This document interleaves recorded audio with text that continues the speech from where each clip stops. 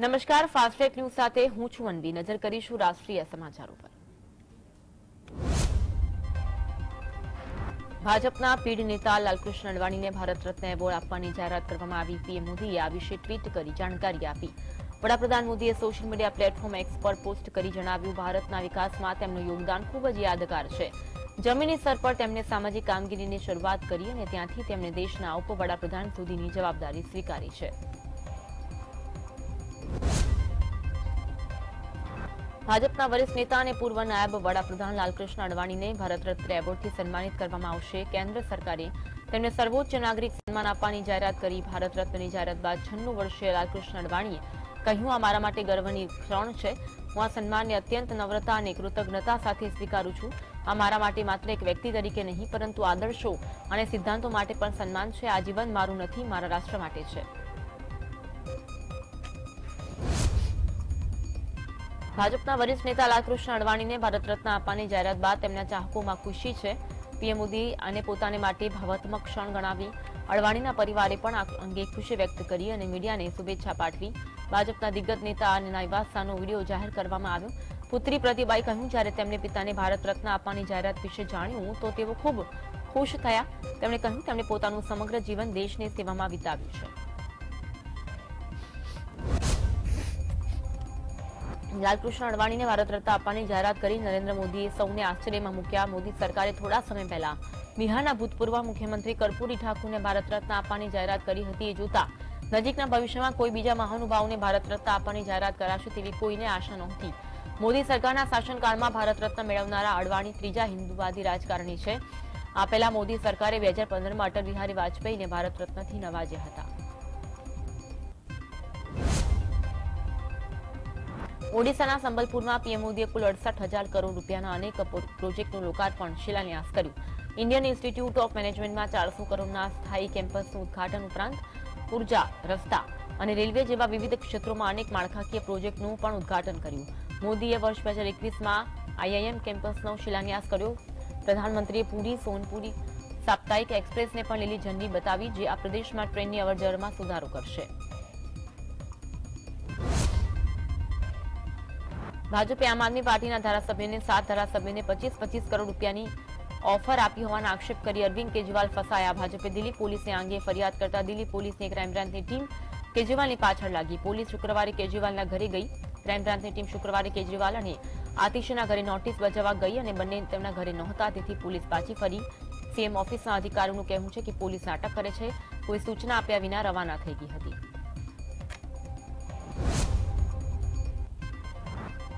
દિલ્હીમાં ભાજપ અને આમ આદમી પાર્ટી વચ્ચે રાજકારણ ગરમાયું. આ વખતે દિલ્હીના મુખ્યપ્રધાન અને આમ આદમી પાર્ટીના વડા અરવિંદ કેજરીવાલ પર તેમનો દાવ ઉલટો પડશે તેવું લાગી રહ્યું છે.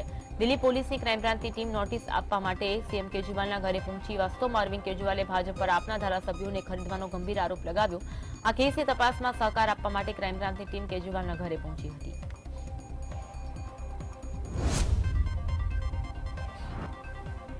દિલ્હી લીકર પોલીસે કેસમાં ઈડીએ દિલ્હીના મુખ્યમંત્રી અરવિંદ કેજરીવાલ સામે તપાસમાં સહયોગ કરવા માટે પાઠવવામાં આવેલા સમન્સના નિયમોનું પાલન ન કરવા બદલ રાઉઝ એવન્યુ કોર્ટ સમક્ષ નવી ફરિયાદ દાખલ કરી. દિલ્હીની રાઉઝ એવન્યુ કોર્ટ સમક્ષ આઈપીસીની કલમ 174 હેઠળ જાહેર સેવકના આદેશનું પાલન ન કરવા માટે અને ઈડીના દ્વારા જારી કરાયેલા સમન્સનું પાલન ન કરવા બદલ પ્રિવેન્શન ઓફ મની લોન્ડરિંગ એક્ટની કલમ 50 હેઠળ ફરિયાદ દાખલ કરવામાં આવી છે. મહારાષ્ટ્રના થાણે જિલ્લામાં 2 ફેબ્રુઆરીએ મોડી રાત્રે એક પોલીસ સ્ટેશનની અંદર ફાયરિંગની ઘટના બની. આ ફાયરિંગમાં 2 લોકો ઘાયલ થયા, જેમને હોસ્પિટલ દાખલ કરાયા. ગોળીબારની આ ઘટના ઉલ્લાસનગર પોલીસ સ્ટેશનના ભાજપના ધારાસભ્ય અને શિવસેના જૂથના નેતા વચ્ચે અથડામણ બાદ બની. પોલીસે તપાસ શરૂ કરી.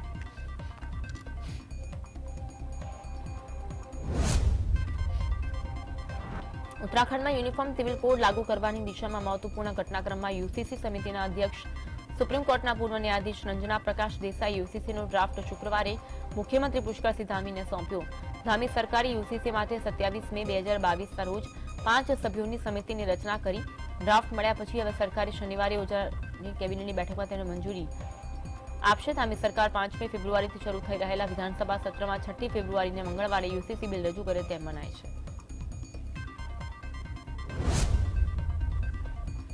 રાહુલ ગાંધીની આગેવાનીમાં કોંગ્રેસની ભારત જોડોની આ યાત્રા ઝારખંડના પાકુડ પહોંચી ત્યારે ભાજપના સાંસદ નિશિકાંત દુબેએ આ બાબતે પ્રતિક્રિયા આપી. 2 દિવસ માટે ભારત જોડો ન્યાયયાત્રા મારા લોકસભા મત વિસ્તાર ગુડામાં છે. મારી પાસે પ્રાપ્ત માહિતી પ્રમાણે રાહુલ બાબા બૈજનાથ મંદિરના દર્શન કરવા જઈ શકે છે. મેં બધા પૂજારીઓને રાહુલ ગાંધીનું સ્વાગત કરવા તેમને ભેટ આપવા કહ્યું છે. તેમણે બાબાની ચાંદીની પ્રતિકૃતિ આપો અને તેમને હિન્દુત્વની રક્ષા કરવા માટે રામ મંદિરની મુલાકાત લેવા જણાવ્યું.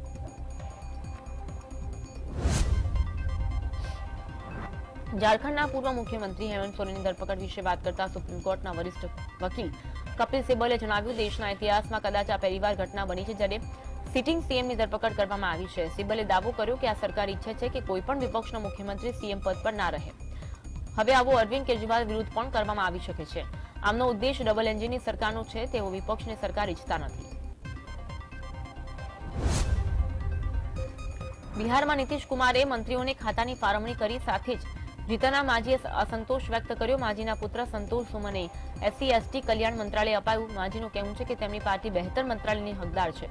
માજીએ પોતાની પાર્ટીના વધુ એક ધારાસભ્યને મંત્રીપદ આપવા માંગ કરી. માજીનો દાવો છે કે આરજેડી કોંગ્રેસમાં ગઠબંધન પોતાની મુખ્યમંત્રી પદ આપવા તૈયાર હતું. કોંગ્રેસ પ્રદેશ પ્રમુખ અવધેશ સિંહ મુખ્યમંત્રી પદની ઓફર સાથે પોતાને મળવા આવ્યા હતા, પણ પોતે ભાજપને વચન આપ્યું હોવાથી એનડીએમાં જ રહ્યા. આ વફાદારી પછી પોતાની પાર્ટીને બીજું મંત્રીપદ ના અપાય તો એ અન્યાય કહેવાશે.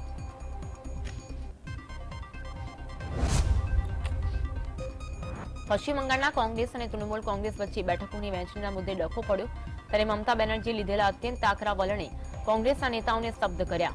મમતા બેનર્જીએ કોંગ્રેસે ઝાટકી નાખતા કહ્યું કે કોંગ્રેસ 300 લોકસભા બેઠકો પર ચૂંટણી લડવાની વાત કરે છે, પણ તેમનામાં 40 બેઠકો જીતવાની પણ તાકાત નથી. મમતાએ તો કટાક્ષ પણ કર્યો કે કોંગ્રેસે તૃણમૂલ કોંગ્રેસ કે બીજા પક્ષો સાથે લડવાના બદલે ભાજપને ઉત્તર પ્રદેશ અને મધ્યપ્રદેશમાં હરાવીને બતાવવું જોઈએ. આમ આદમી પાર્ટીના રાજ્યસભાના સાંસદ સંજયસિંહે ઈડીએ જેલભેગા કર્યા છે ત્યારે તેમની દીકરી ઈશિતાસિંહ સક્રિય થયા.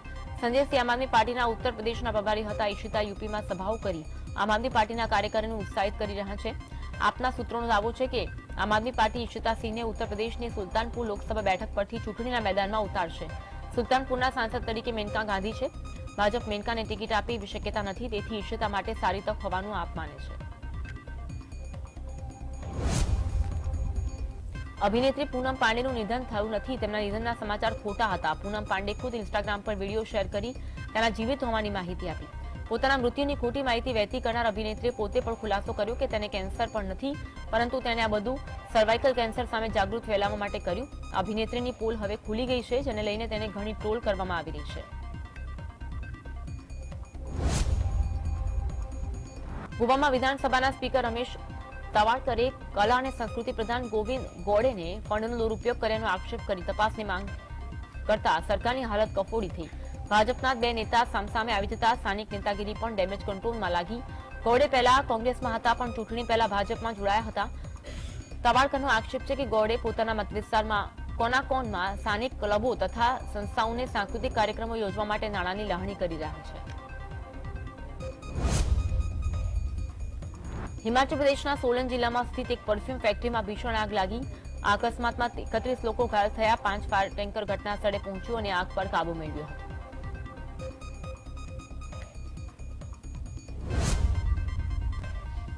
અમેરિકા ઇરાક અને સિરિયામાં ઈરાની ચોકીઓ પર ડઝનબંધ હવાઈ હુમલા કર્યા, જેમાં ઘણા લોકોના મોતની માહિતી આવી. જોકે અમેરિકા અને ઈરાને હજુ સુધી મૃત્યુઆંક અંગે કોઈ માહિતી શેર કરી નથી. ગયા અઠવાડિયે જોર્ડનમાં ડ્રોન હુમલામાં 3 અમેરિકન સૈનિકોના મોત બાદ અમેરિકાએ બદલો લેવાની કાર્યવાહી કરી છે. અમેરિકાએ પહેલી જ હુમલાને લઈને ચેતવણી જારી કરી હતી, જોકે તેઓ આ હુમલા ક્યારે અને ક્યાં થશે તેની કોઈ માહિતી આપી ન હતી. અમરેલીના જાફરાબાદના બાબરકોટમાં 5 સિંહોનું ટોળું ઘૂસ્યું. આ બાબરકોટ શાક માર્કેટ નજીક સિંહોએ એક પશુનું મારણ કર્યું. સિંહો શિકારની શોધમાં ગામમાં ઘૂસી મારણ આરોગતા વિડીયો મોબાઈલમાં કેદ થયા. તો આ સમગ્ર મામલે શેત્રુંજી ડિવિઝનના રાજુલા જાફરાબાદ વન વિભાગની સિંહોની સુરક્ષા ફેરણા અંગે અનેક સવાલો ઉઠ્યા છે.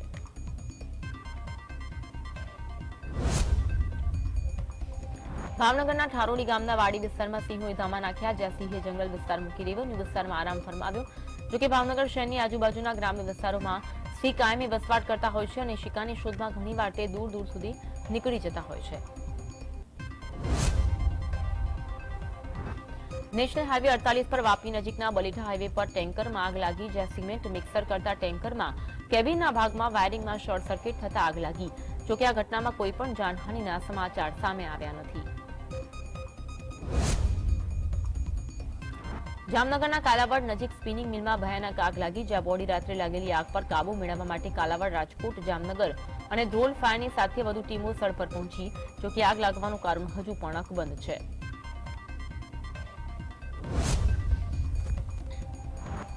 જૂનાગઢ પોલીસ તાલીમ કેન્દ્રના ડ્રાઈવરની આત્મહત્યા કેસમાં તપાસમાં ઢીલા સામે હાઈકોર્ટે સખત વલણ અપનાવ્યું. આત્મહત્યા કેસની 5 મહિનાથી ચાલતી મંથર તપાસ સામે હાઈકોર્ટે જૂનાગઢ રેન્જ આઈજી નિલેશ જાડેજાને ઉધડો લીધો. કોર્ટે આખરી ટિપ્પણી કરી કે ફરિયાદને 5 મહિના થવા છતાં પોલીસ તપાસનું નાટક કરી રહી છે. હાઈકોર્ટે તપાસમાં મહિલા ડીવાયએસપીને બચાવવાનો પ્રયાસ થતો હોવાનું અવલોકન કર્યું. આ કેસમાં કેટલી તપાસમાં લાઈવ ડિટેક્ટિવ ટેસ્ટ કરાવ્યાના તેનું એફિડેવિટ રજૂ કરવા પણ હાઈકોર્ટે જણાવ્યું. ડીવાયએસપી ખુશ્બુ કાપડિયા અને પીએસઆઈ પ્રવીણ ખાચર સામે ગુનો નોંધવા હાઈકોર્ટે આદેશ કર્યો હતો. ગુજરાત ભાજપે જૂનાગઢમાં નેતાઓનો ભરતી મેળો યોજ્યો. જૂનાગઢમાં ભેસાણમાં ભાજપના ભરતી મેળામાં બહોળા પ્રમાણમાં કોંગ્રેસ અને આપના કાર્યકરોને ભાજપમાં સામેલ થયા. પ્રદેશ ભાજપ પ્રમુખ સી.આર. પાટીલની ઉપસ્થિતિમાં કાર્યક્રમ યોજાયો, જેમાં આમ આદમી પાર્ટીના પૂર્વ ધારાસભ્ય ભૂપત ભયાણી ઉપરાંત કોંગ્રેસ નેતાઓને ભાજપનો ભગવો ધારણ કર્યો. સૌરાષ્ટ્ર જેતપુરમાં આમ આદમી પાર્ટીને મોટો ઝટકો લાગ્યો. આમ આદમી પાર્ટીના ધારાસભ્ય પદના ઉમેદવાર રહી ચૂકેલા રોહિત ભુવાએ તેમના તમામ પદ પરથી રાજીનામું આપ્યું. તેમજ આગામી સમયમાં ભાજપ સાથે જોડાય તેવા સંકેતો સાંપડી રહ્યા છે. રોહિત ભુવા ગત વિધાનસભાના આમ આદમી પાર્ટીના મેન્ડેટ પરથી ચૂંટણી લડ્યા હતા.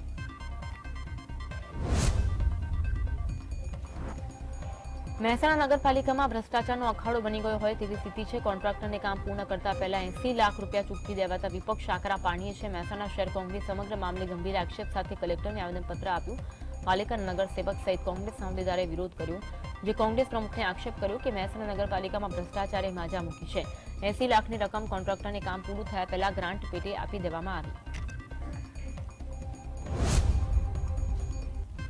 બનાસકાંઠાના ડીસામાં ખનીજ માફિયા ઉપર ગ્રામ્ય મામલતદારની ટીમે સપાટો બોલાવ્યો. બનાસ નદીમાંથી અનેકવાર ગેરકાયદેસર રીતે માફિયાઓ રેતી ખનન કરે છે, ત્યારે આ વખતે ફરી એકવાર ગેરકાયદેસર રીતે રેતી ખનન કરતા 6 ડમ્પર ઝડપાયા. મામલતદારે 6 ડમ્પર સહિત અંદાજે 1.5 કરોડનો મુદ્દામાલ જપ્ત કર્યો હતો.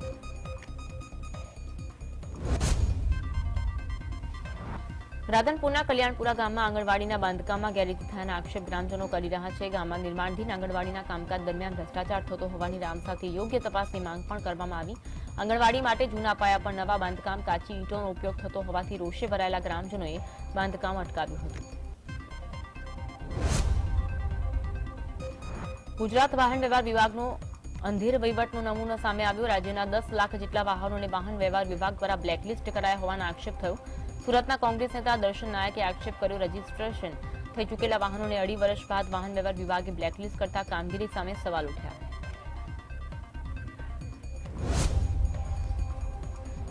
સાબરકાંઠા જિલ્લાની ઈડર નગરપાલિકા પાણી પુરવઠા પૂરા પાડતા સંપ પરથી લાખો રૂપિયાની કિંમતની પાઇપ ગાયબ થઈ, જે મુદ્દો 2 દિવસથી ટોક ઓફ ધ ટાઉન બન્યો.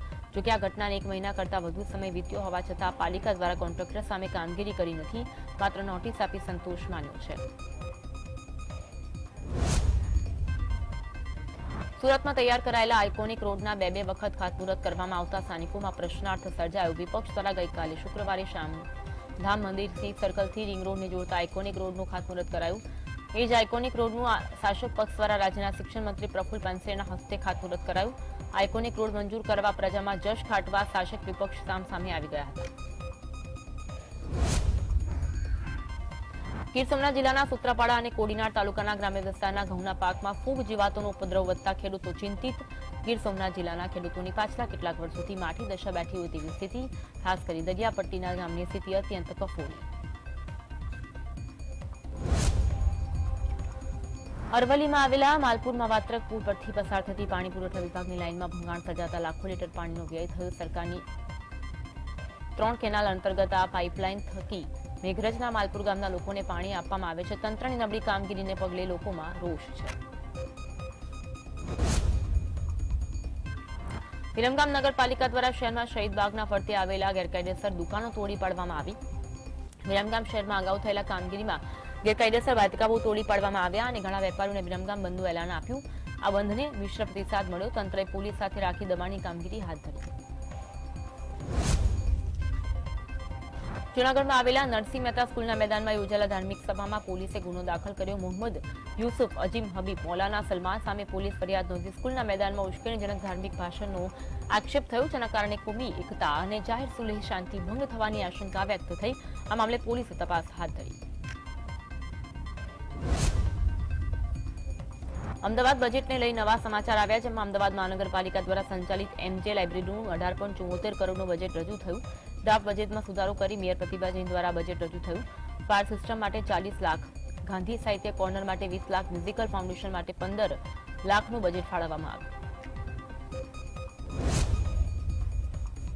એએમટીએસના રજૂ કરાયેલા બજેટ અંગે પ્રતિક્રિયા આપતા વિપક્ષ નેતા શહેજાદ ખાન પઠાણે કહ્યું કે ભાજપના શાસનમાં એએમટીએસની વ્યાખ્યા બદલી Bharatiya Janata party transport service બની છે. બસ સેવાના નામે તંત્ર દ્વારા કોન્ટ્રાક્ટરોની કમાણી કરવામાં આવે છે.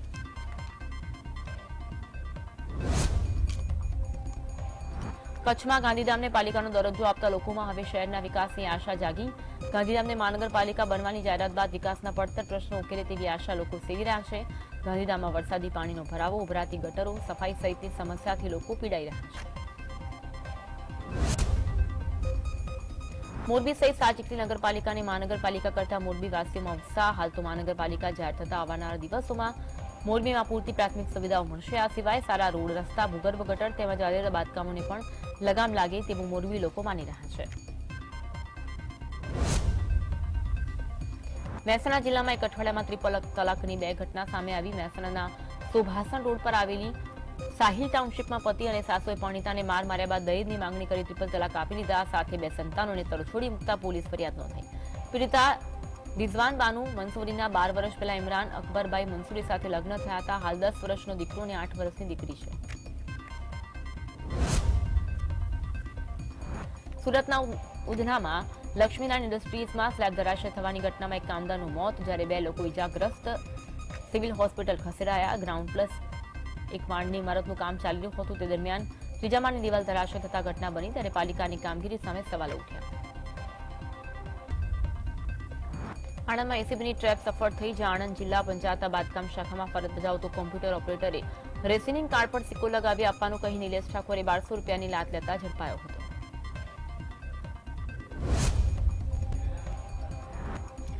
ઈડર એપીએમસી ખાતે પુરવઠા વિભાગની રેડ મામલે લાખોનો મુદ્દામાલ જપ્ત થયો, જ્યાં માર્કેટયાર્ડના ગોડાઉનમાં છેલ્લા 12 કલાક કરતા વધુ સમયથી સર્ચ ઓપરેશન ચાલ્યું. મોટી માત્રામાં શંકાસ્પદ સરકારી જથ્થો મળી આવતા માર્કેટ યાર્ડ ચેરમેન સહિત સંચાલક સામે અનેક સવાલ ઉઠ્યા.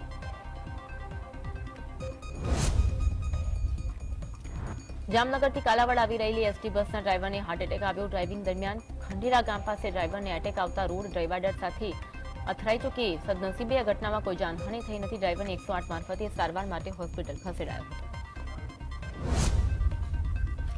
ભાવનગર ખાતે કુંભારવાડા વિસ્તારમાં સિલાઈ કામ કરતા વ્યક્તિ પર 3 શખ્સોએ હુમલો કર્યો. આ ઘટનામાં ભોગ બનનાર મુન્નાભાઈ ચૌહાણે બોરતળાવ પોલીસ મથકે ફરિયાદ નોંધાવી, જે બાદ પોલીસે ગણતરીના કલાકોમાં આરોપીને ઝડપી પાડ્યો. અમદાવાદમાં પુત્રો અને પુત્રવધૂના ત્રાસથી કંટાળી પિતાએ આપઘાત કર્યો. વિગત અનુસાર 2 દીકરાઓ અને પુત્રવધુ મિલકતના મામલે પિતાને જાનથી મારી નાખી તેને આપઘાતમાં ખપાવી દેવાની ધમકી આપતા હતા, જેથી પિતાને આપઘાત કર્યો. માતાએ દીકરા અને પુત્રવધુ સામે આત્મહત્યાના દુષ્કર્મની ફરિયાદ નોંધાવી હતી. અમરેલી જિલ્લાના રાજુલાના જૂની માંડરડી ગામે વાડી વિસ્તારમાં વીજ શોક લાગતા 5 વર્ષીય બાળકનું મોત થયું. 5 વર્ષીય ધાર્મિક બારૈયા નામના બાળકના મૃતદેહને પીએમ અર્થે રાજુલા સરકારી હોસ્પિટલ ખસેડવામાં આવ્યો અને પોલીસ દ્વારા વધુ તપાસ હાથ ધરવામાં આવી. કચ્છના ગાંધીધામમાં ફરી એકવાર એસઓજીએ કોકેન ડ્રગ્સ ઝડપ્યું. બાતમીના આધારે પૂર્વ કચ્છ એસઓજીએ ગાંધીધામ રેલવે સ્ટેશન વિસ્તારમાંથી કુલવિંદરસિંહ નામના આરોપીને 23.590 ગ્રામ કોકેન ડ્રગ્સ ઝડપી પાડ્યું. વિગત અનુસાર ઝડપી પાડવામાં આવેલા કોકેનની બજાર કિંમત 23,59,000 હોવાનું સામે આવ્યું છે. જૂનાગઢના ધંધુસર નજીક સ્ટેટ મોનિટરિંગ સેલે દરોડા પાડી જુગારની ક્લબ ઝડપી પાડી. આ જુગારની ક્લબ વંથલી તાલુકાના ધંધુસર નજીક ધમધમતી હતી. સ્થાનિક પોલીસે અંધારામાં રાખી એસએમસીએ દરોડા પાડતા સ્થાનિક પોલીસની કામગીરી સામે અનેક સવાલો ઉઠ્યા છે.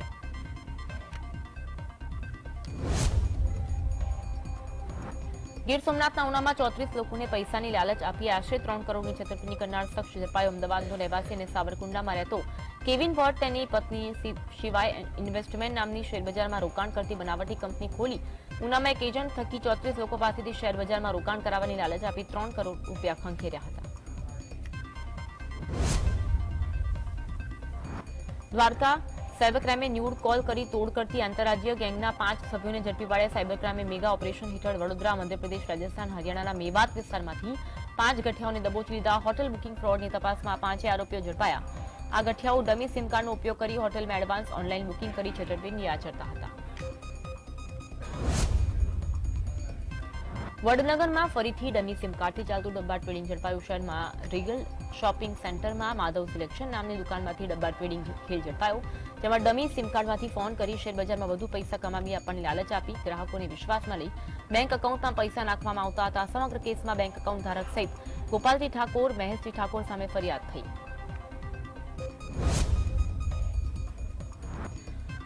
બગોદરામાં સર્જાયેલા અકસ્માતના દર્દીને વધુ સારવાર અર્થે અમદાવાદ સિવિલ ખસેડવામાં આવ્યો. સિવિલ હોસ્પિટલમાં લેવાયેલા 5 દર્દીઓમાંથી એક મહિલા, 4 પુરુષ છે. તમામની હાલત સ્થિર છે અને ઇજાગ્રસ્તોને સારવાર માટે સોલા સિવિલ અમદાવાદની અન્ય હોસ્પિટલમાં લઈ જવામાં આવ્યા. મોરબી જિલ્લાના હળવદમાં જોખમી સવારીનો વિડીયો સામે આવ્યો. ઓટો રિક્ષા અને ઇકો કારમાં બાળકોને ખીચોખીચ ભરી લઈ જતા જોવા મળ્યા. હળવદના કૃષ્ણનગર પાસે આવેલી સરકારી પ્રાથમિક શાળા નંબર 4માં આ વિડીયો સામે આવ્યો છે. અંકલેશ્વરમાં હાંસોટના પાંજરોલી ગામના ખેડૂતના પુત્રએ ગુજરાતનું ગૌરવ વધાર્યું. શ્રેયાંશ પટેલ નામના ખેડૂત પુત્રએ દુબઈમાં એશિયન પાવર લિફ્ટિંગના ગોલ્ડ મેડલ હાંસલ કર્યો. તેમણે 52 કેટેગરીમાં 150 કિલોગ્રામના ગૌરવ મેળવ્યું. તેઓ વતન પાંજરોલી ગામ પરત ફરતા ગ્રામજનોએ ભવ્ય સ્વાગત કર્યું. અમદાવાદના મુસાફરો માટે ખુશીના સમાચાર. અમદાવાદ શહેરમાં 3 દશકાથી વધુ સમય બાદ ફરી ડબલ ડેકર બસ દોડતી થઈ. પ્રથમ ડબલ ડેકર બસ વાસણા ટર્મિનલથી સારથી બંગલોના રૂટ પર શરૂ કરાઈ હતી. Marengo Asia hospital quality and accreditation ઇન્સ્ટિટ્યૂટના સહયોગથી અમદાવાદમાં આવેલી સિમ્સ હોસ્પિટલમાં centre of excellence in quality and patient safety in સ્કોટ કેર સ્થાપના કરવા માટે બેઠક યોજાઈ. સાથે ભાગીદારી કરી સમગ્ર ગુજરાતમાં આરોગ્ય પ્રણાલી વધુ મજબૂત બનાવવામાં આવશે તેવા એમઓયુ પણ થયા હતા. અમદાવાદ ખાતે વાયએમસી ક્લબમાં વેજલપુરના ધારાસભ્ય અમિતભાઈ ઠાકર દ્વારા સ્ટાર્ટઅપ ફેસ્ટિવલનું આયોજન થયું. જેમાં યુવાનોને પ્રોત્સાહન મળે અને બિઝનેસ કરી શકે તેવા હેતુથી આ ફેસ્ટિવલનું આયોજન કરવામાં આવ્યું હતું. કડવા પાટીદાર સમાજના આસ્થાના કેન્દ્ર સમા ઊંઝા ઉમિયા મંદિરમાં બીમાંથી કેટેગરીમાં લઈ જતા ભક્તોમાં ખુશીની લાગણી જોવા મળી. રાજ્ય સરકાર દ્વારા ઉમિયા માતાજી મંદિરને તીર્થસ્થાનની કેટેગરીમાં સામેલ કરાયું છે. અંબાજીના દાતા આદિવાસી બાળકોને મોડેલ રોકેટ ઉડાવવાનો આનંદ લીધો હતો. દાતાની ચીખલા સરકારી પ્રાથમિક શાળાના બાળકો માટે રોકેટરી વર્કશોપનું આયોજન કરવામાં આવ્યું હતું. વલસાડ જિલ્લાના ઉમરગામ તાલુકાની સરહદે આવેલા મહારાષ્ટ્રના બોડી ગામે વાડી અને ખેડૂત સાથે મળી ખેતી બચાવવા માટે ચીકુ ફેસ્ટિવલનું આયોજન થયું. અહીં દર વર્ષે યુવાધન અને પર્યટન માટે ચીકુ ફેસ્ટિવલનું આયોજન થતું હોય છે.